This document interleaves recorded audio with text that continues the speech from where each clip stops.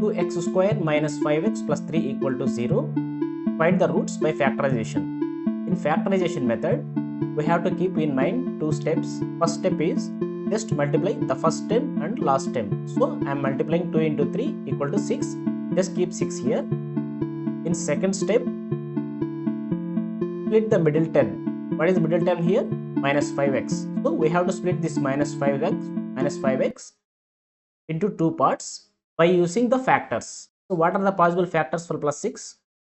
I am writing the possible factors for the plus 6. 1 into 6, 2 into 3, minus 2 into minus 3, minus 1 into minus 6. These are all possible factors. And one more condition to be satisfied here is the sum of these factors must be equal to the middle term. What is the middle term here? Minus 5. So this sum of factors must be equal to the minus 5. Now take case by case. I will check it case by case. 1 plus 6 became 7. So I won't take these factors. 2 plus 3 became 5. But actually we have to get minus 5.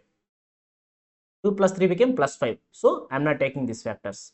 Minus 2 minus 3 became minus 5. Minus 2 minus 3 became minus 5. So I am considering these factors. Why? Because my middle term also minus 5. These two factors satisfying my middle term. So I am considered here minus 2 minus 3.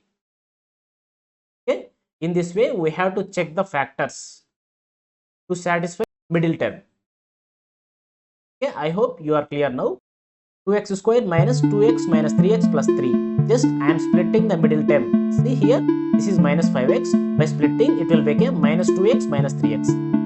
Only I am doing splitting here. Then taking 2x common from this term, 2x into x minus 1. Taking minus 3 from this, minus 3 into x minus 1 equal to 0. 2x minus 3 into x minus 1 equal to 0. By solving, we get the roots. Subscribe for more content.